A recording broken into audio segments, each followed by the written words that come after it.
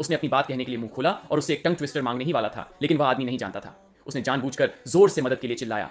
युवा सिपाही का ध्यान अपनी ओर खींचते ही उसने मौके का फायदा उठाकर उसके सीने के दूसरी ओर चाकू से वार कर दिया। फिर शव को घसीटकर घास में ले गया और जंगल में छिपा दिया। अगले दिन वह अचानक फूलों की आवाज से जाग गया, यह सोचते हुए कि उसका लक्ष्य उजागर हो गया है। उसने जल्दी जल्दी चारों ओर देखा और पाया कि एक जहरीला सांप उसकी ओर बढ़ रहा है, लेकिन दक्षिण कोरियाई खुफिया विभाग के श्वेत कप्तान के रूप में उसने बड़े बड़े तूफान और संकट देखे थे। उसी समय उसने जहरीले सांप को पकड़ लिया। इस पल वह अब और सहन नहीं कर पाया। लंबे समय की जांच पड़ताल ने उसे थोड़ा कमजोर कर दिया था और उसने सीधे ही जहरीले सांप को काट लिया। इससे उसे पोषण की कमी पूरी करने का मौका मिल गया। उसकी आंखों के सामने मौजूद सारी जानकारी पर उसका कब्जा हो चुका था, इसलिए वह तुरंत बेस पर जाकर स्थिति की रिपोर्ट करने दौड़ पड़ा। लेकिन उसने यह उम्मीद नहीं की थी कि स्वेच्छा सेना का एक सिपाही गलती से शाखाओं के एक गुच्छे को ठोकर मार देगा, जिससे पीछे चल रहे उसके साथियों ने उसे देख लिया।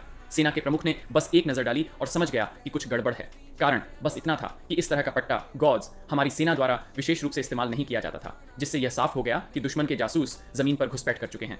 गहन